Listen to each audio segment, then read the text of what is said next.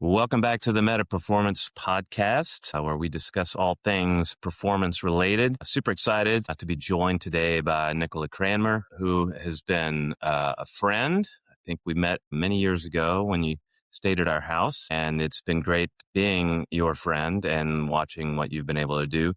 A little bit about Nicola, and then I'm going to let you fill in the gaps that ChatGPT could not. So, born in England. Unfortunately, you're our second English guest, so you did make a podium. You are the founder and general manager of Virginia's Blue Ridge 2028 now, which is, if I've got my facts right, the longest running professional women's cycling team in the world. Really, you saw a gap. You grew up in a sports family. Both your parents were very athletic. You started in equestrian events before moving over to the two-wheeled variety of sports, ultimately becoming a professional mountain biker. And you saw really a gap of, I guess, a lack of support for women's racing, or at least a dearth of women in cycling. And you set about to fix that situation. And it's been, I was looking at it's basically a who's who of women's cycling. When you look at the people who have raced for you, been on one of your teams, people like Kristen Armstrong, Chloe Dygert, Emily Ehrlich, and just the sheer number of national titles, world titles, Olympic medals is staggering and a testament to all that you've done. And you've really been an advocate for not only cycling, but specifically women's cycling, helping develop both junior racers and adult racers. So you are currently, you moved the team in 2022 to Roanoke, Virginia, and working with the Virginia Blue Ridge Sports Council. So I'm going to turn over to you, Nicola. What would you fill in and tell folks about yourself and your background? Yeah, running a women's professional cycling team is not something I ever wanted to do. I just kind of fell into it by accident, honestly. When I moved to America, I was very lucky to meet some guys that were mountain bikers, and I moved to Marin County, which is arguably the birthplace of mountain biking, which is in California. So I was very lucky just to meet some of the founders of the sport, and just got into it. And, cycling replaced horses for me at that time. So I developed a passion just for cycling by riding my mountain bikes in the woods and up on Mount Tamalpais in Marin County, and just started racing. And then then I just was like, oh, I'm going to try this road thing, because I'd never been road racer at all. It was track first and then road. And while I was racing on a co-ed team, I realized that the men on the team were getting all the support, but our small women's team was not getting any support. And so it really pissed me off. And I thought, what am I going to do about it? I'll start my own team.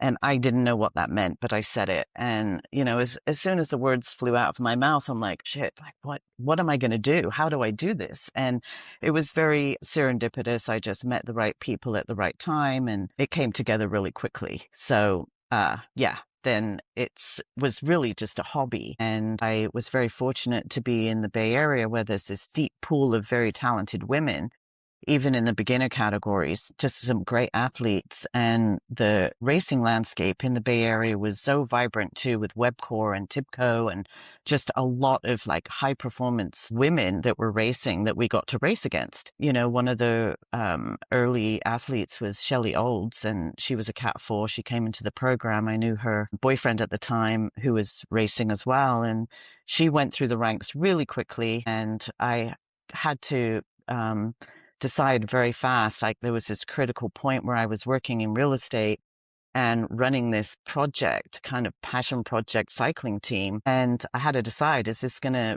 be something that I do full on, or is it just going to stay a hobby? And the athletes really pushed me, because their performance level was rising so quickly. I had to turn this into a professional program and become a UCI track team. So that happened pretty quickly, and that's how we got started. That's amazing. I love that you saw a gap. It made you mad. Yeah. Decided to do something about it.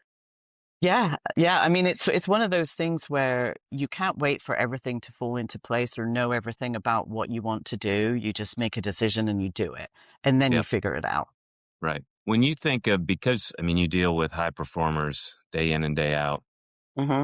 how do you define high performance for yourself? Well, you know, I grew up in England around horses, and I was very lucky to work with some exceptionally athletic horses. And so I saw high performance. I mean, I was around some of the best horses in the UK, and I think it taught me a lot about what performance is. And, there's a lot of similarities, believe it or not, between like a thoroughbred racehorse and any athlete. And so I learned a lot then. And then my definition of performance, I suppose, has just developed over the years because I didn't know anything about performance really, or I thought I didn't when I first got into cycling and running a cycling team. But I think one of the key things for me is high performance is about being able to show up again and again. Repeatability when it matters, not just one offs. I mean, it's something that you have to be able to repeat physically, mentally, emotionally, and logistically, not just one thing. It's a lot of components of show up again in all of those areas. It's not just about watts, it's about sleep, it's about consistency, nutrition, recovery, attitude, and the ability to learn. It's doing the boring things brilliantly and doing them under pressure. It's also about resilience because something is always going to go wrong in sport.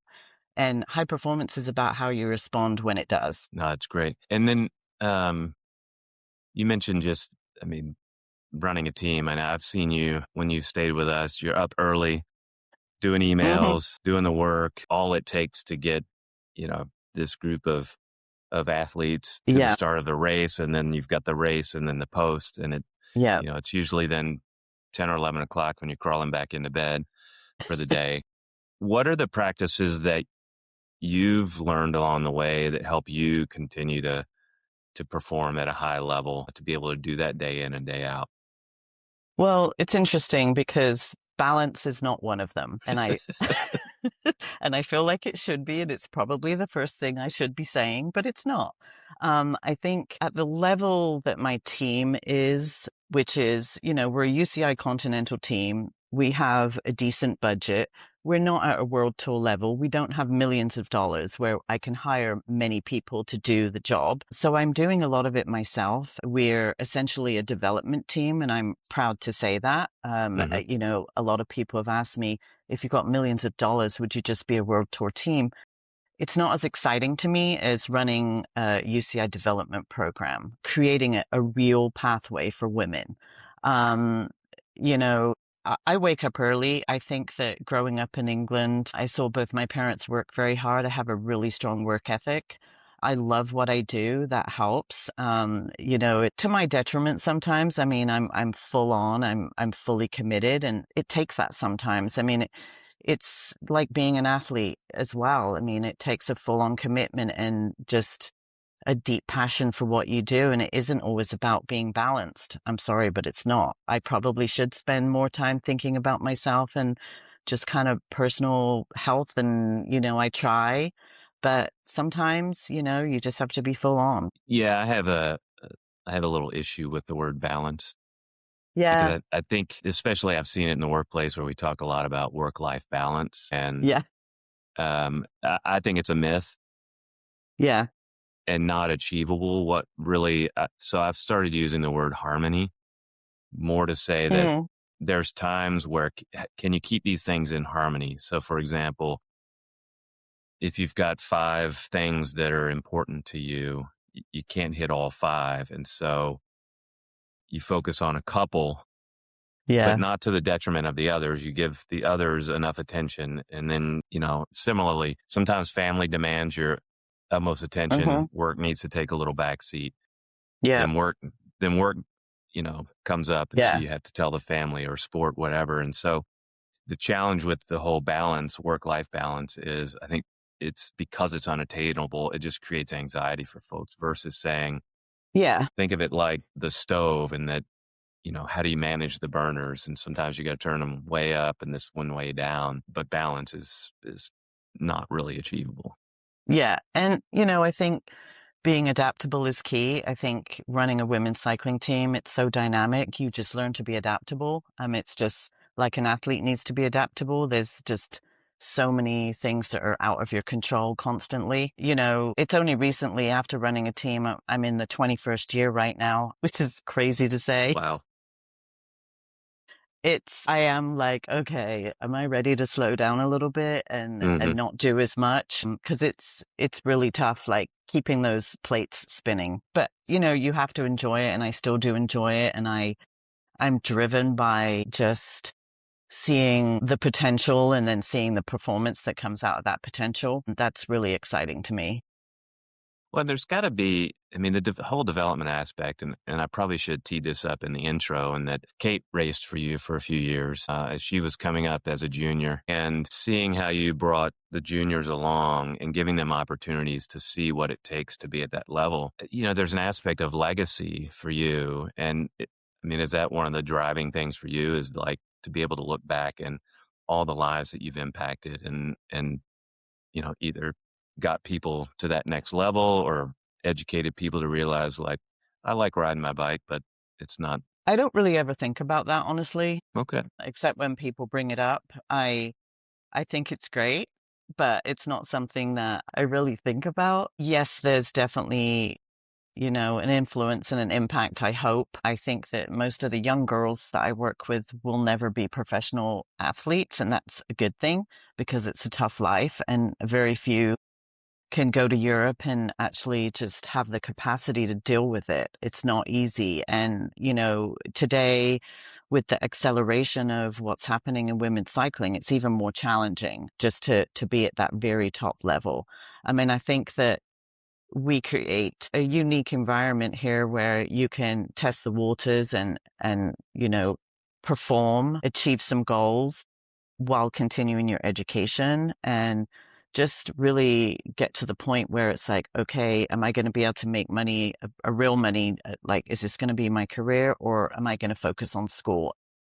Most of the time, I mean, I'm encouraging and steering some of these young athletes, like, let's be realistic here. I mean, you can't go to Europe and race on a team that doesn't pay you or pays you very little. Maybe you can do it for a year if you're still in college and have fun with it, Hmm. continue your education, but you really have to focus on life after cycling. And one of the examples too that I always like to use and think about is Kristen Armstrong. I mean, she worked her entire career, and for those that you don't know, she's a 3-time Olympic medalist, gold medalist at that, and a mother.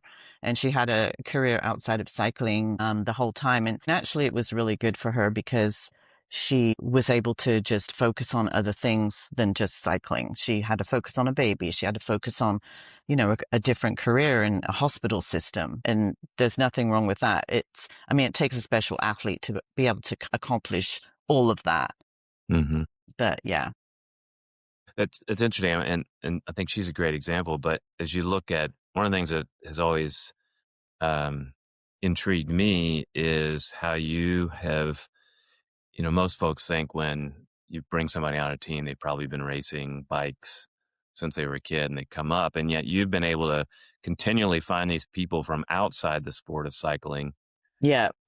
And I guess, what have you found by bringing folks in from other disciplines? Or I guess, how are you able to assess these folks and realize, like, they would be really good on a bike?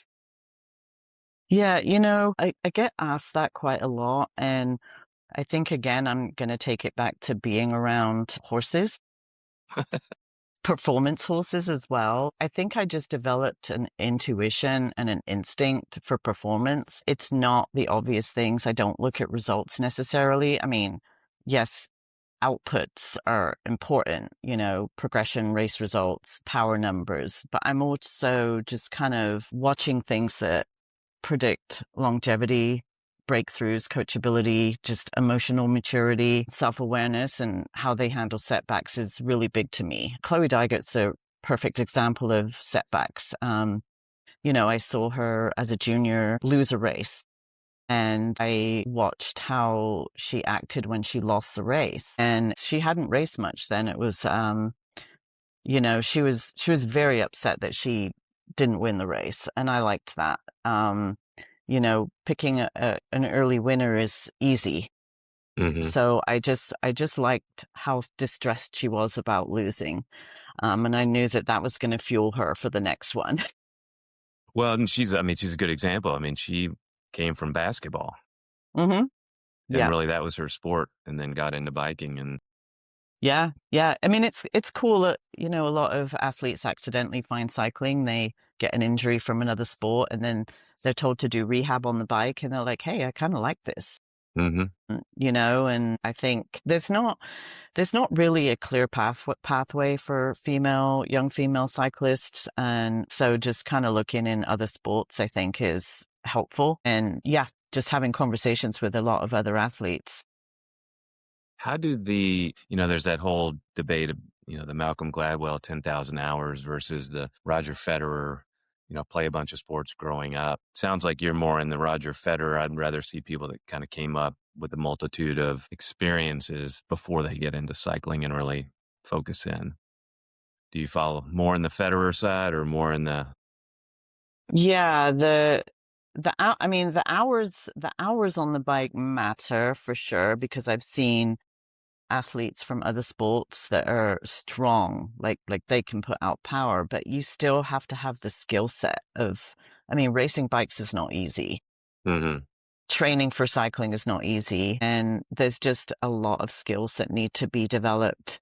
And that's kind of the challenging part, actually, when you bring in athletes from other sports. I mean, some of these young athletes grow up on bikes, some don't, and it's really getting them to adapt to being on a bike, just the fundamentals, like how to corner. Someone that comes from rowing doesn't necessarily know how to corner a bike. Hmm. So those are some of the challenges because it's easy to find strong athletes, that's for sure.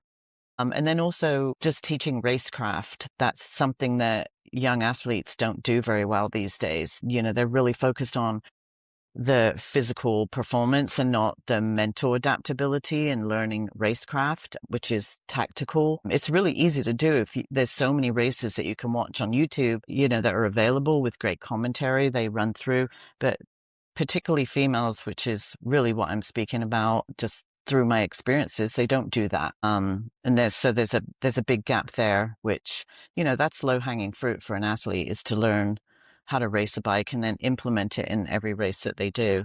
Yeah. Do you have a sense of why that is? Because you're right, there is. I mean, I think back to when I was racing bikes. If I could find 10 minutes of coverage, I was lucky. And there's Yeah. so much out there now.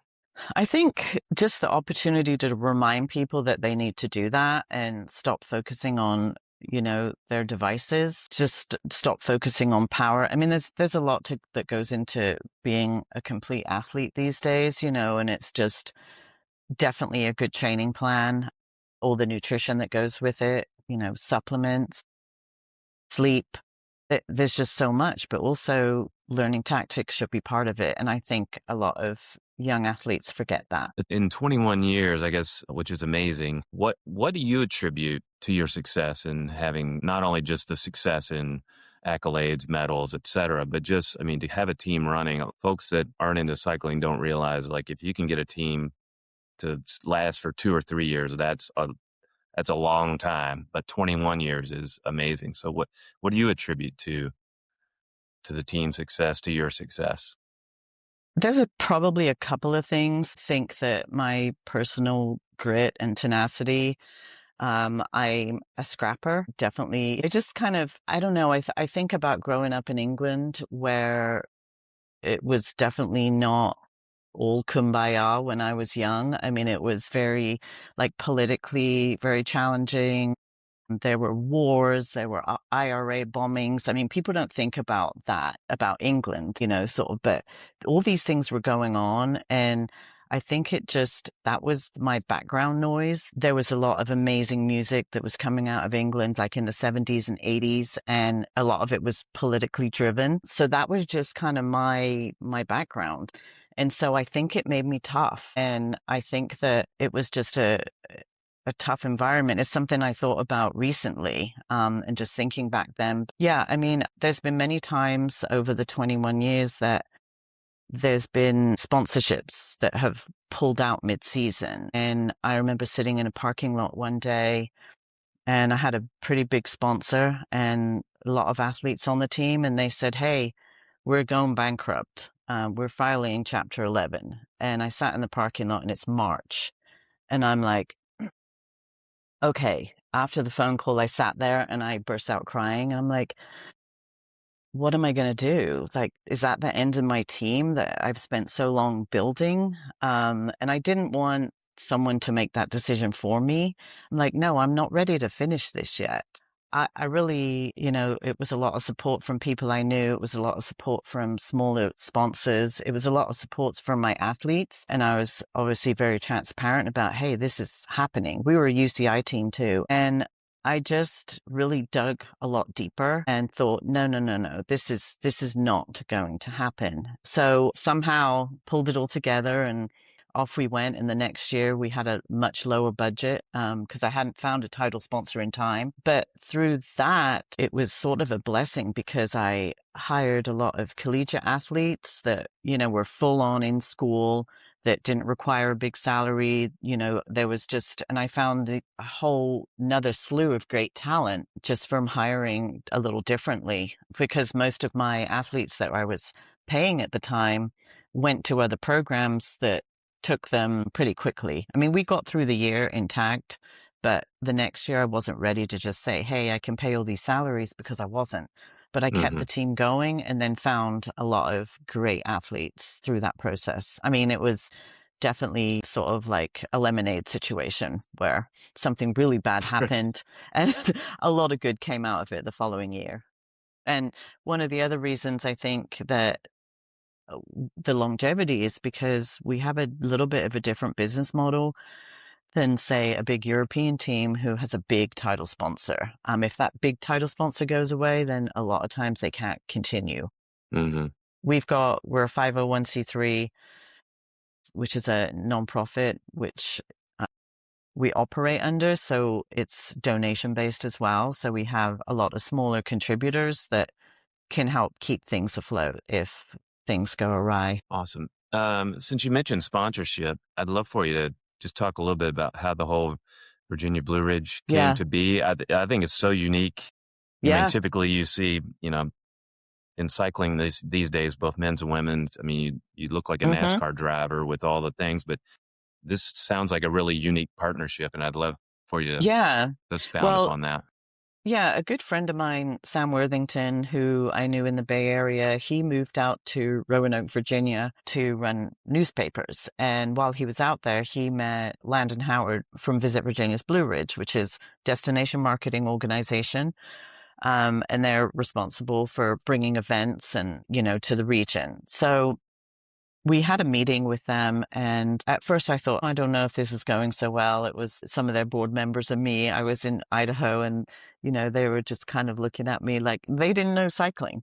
That Sam convinced them, and, with Landon's just foresight, and he loves to do things a little bit differently. He thought, you know what, let's see if we can give this a go. And so with the support of Visit Virginia's Blue Ridge, but also Virginia Tourism Corporation, which is obviously the state organization, they bought the team. It happened very quickly. I moved out to Roanoke, Virginia, and it's worked out really well. I mean, it's kind of crazy because it was very serendipitous as well, because Shelley Olds, who I mentioned earlier, who was one of the first performance athletes on my team, who is the reason why we became a UCI track trade team very quickly. She went to Roanoke College, and she was the captain of the soccer team. So it was very interesting. We had a big team launch, and the Roanoke College, because Shelley was their alumni Olympian, they invited Shelley to be on the stage. I hadn't seen Shelley in 8 years. She had gone away from the sport. She had had major concussions and just couldn't deal with cycling anymore. And then all of a sudden she was on the same stage. And, and I said to her, I said, hey, you want to be involved in cycling? And she said, no, I hate cycling. And I said, we're racing soon in February at Valley of the Sun. Why don't you just come and guest direct? She was in school, and I said, where are you living right now? And she goes, I'm just staying with my mom in Phoenix. I go, Oh, well, that's where our race is. Yeah. So I said, why don't you come out and direct? She kind of did it begrudgingly. And then Hmm. she's like, oh my God, I love this. So, but since then, Roanoke College, they started a cycling program. So it's a varsity program, and she is the head coach for the men's and women's team. So she moved back to Roanoke. And so there we are. We started in California, and now we're both in Roanoke, which, and she still directs for the team as well. Yeah. That's crazy. Yeah. Yeah, I know. I know. So, kind of switching gears a little bit, as you're thinking of or as young women or even young men who are looking to, maybe have started cycling, raced a little bit, what advice do you have to up and coming, especially maybe focus more on the women's side? Any advice for them as they think about, hey, I'd like to do this either at a higher level or even professionally? Yeah, I mean, I think it crosses over for men and women, junior boys, junior girls. I think just first take yourself seriously. Don't wait for permission. Master the basics. Consistency beats intensity. Eat enough, sleep enough, lift weights, recover like it's part of your training, because it is. That's a big problem for a lot of athletes, is the recovery part, taking rest, taking days off. Be coachable, but don't be passive. Ask questions, be curious, keep notes, get good at communicating. That's important. A lot of athletes, especially now, they communicate through phones. They're not looking at you in the eye and having face-to-face conversations. I think that's really important. Walk up to somebody if you want to be on their team, introduce yourself, shake their hand, get a bit old-fashioned about it, instead of just DMing them on Instagram or texting them, which is what everybody does these days. And then you have a face-to-face conversation and it's awkward. All of those things, those are high performance skills. Confuse attention with progress is important. Social media is not the sport. Results aren't everything, but habits are. I think it's really important to choose environments that build you, find people who challenge you, and tell you the truth and want you to win. And then the right team and the right culture can change your entire trajectory. Kind of an add-on to the question, having coached a bunch of juniors myself, having had a junior racer come up through my family, what advice would you give to parents on how best to support their child as they progress in the sport? Sorry, hang on.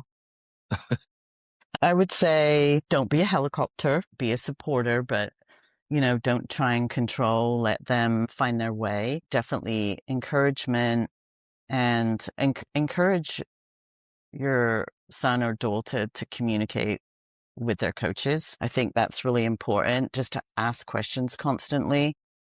Yeah. And, really the parents should just be talking about, this is fun. I mean, unless you're a 17, 18-year-old and you're about to potentially go to world championships, it's fun. It's just for fun. And you don't have to singularly just focus on cycling. You can do other things as well. And above all, it's still education first, because most kids don't make it in cycling.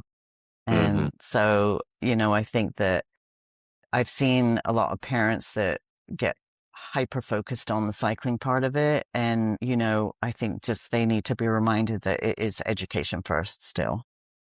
Yeah, that's great advice. And one of the things we always talked about with Kate is not to think about you know an end goal of being a professional, but like just think of where the bike can take you.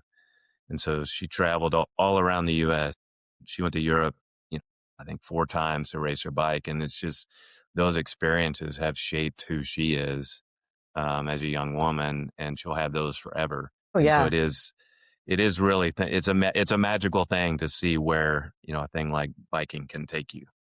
Oh, yeah. And just the skill set that you learn coming from being a part of a team, Hmm. teamwork, time planning, just, giving your race up for somebody else. I mean, all of those things can apply into the workplace as well. So I think it's important. And there are a lot of great things that come out of cycling as a junior.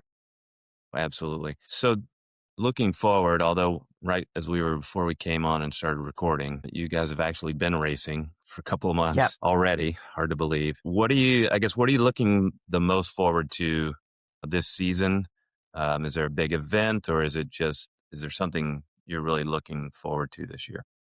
Yeah, we have a lot of new sort of development athletes, or not necessarily new, but that are stepping up to the next level this year, and that's exciting. We have a lot of track racing happening. The Olympic points for track start this year, which is crazy to think about. And that's pretty stressful, just trying to navigate all of that points wise and getting athletes to races when their countries aren't supporting them and things like Hmm. that. But I think just what I'm really looking forward to is just seeing the continual development of the athletes that we're working with. Awesome.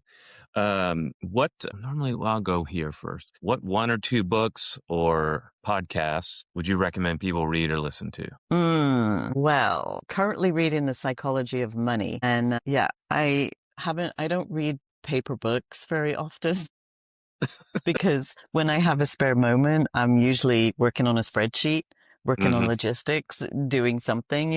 But it's very interesting. And I can't remember the author right now, but I picked it up in the airport, which is weird for me too. I was just very drawn to it. So yeah. I think airport books are some of my favorites Yeah. because it's usually something that you would normally pick. No, it just kind of jumped out at me Yeah. and I'm like, okay. As we start wrapping up, I guess anything else you'd want to share with our listeners? Not really. Maybe just give us a follow on Instagram, and we're on Facebook still. I'm not on TikTok. Good. Yeah. Yeah. I mean, yeah, it's a blessing and a curse, right? Being on social media. Absolutely. Yeah. Unfortunately, sponsors look to it for metrics. So it's sort of a necessary evil for us. Well, I mean, it is. I agree. I mean, we're the same with Meta. We're primarily on Instagram. We do have a Facebook presence, but it does allow us to tell the story, and it gives us a place to point to people if they want more information. Yeah. Yeah. And that's about how because I think both in your capacity, but in coaching, it's such a relationship business, and I mean, social media is just to me a way to say here's a story, but I want to talk to you. Yeah. Yeah. I want a relationship. Yeah. But we'll make sure we'll put that information in the show notes just so folks can follow you and keep up with what's going on with the team. It's exciting, great to talk to you. Not Yeah. only just to catch up, but we're still waiting for your arrival in North Carolina for a Yeah. visit. Sometime this summer, Sometime we'll work hopefully. it out. Yeah. But I wish you the best, you and the team the Thank you. best this year. Are we heading into this 22nd year, or is this 21? This is the 20. All right. That's amazing. Again, thank you, Nicola. I appreciate the time. And I'll Likewise. let you get back to your morning. Okay. Thanks so much. Yeah, thank you. Bye.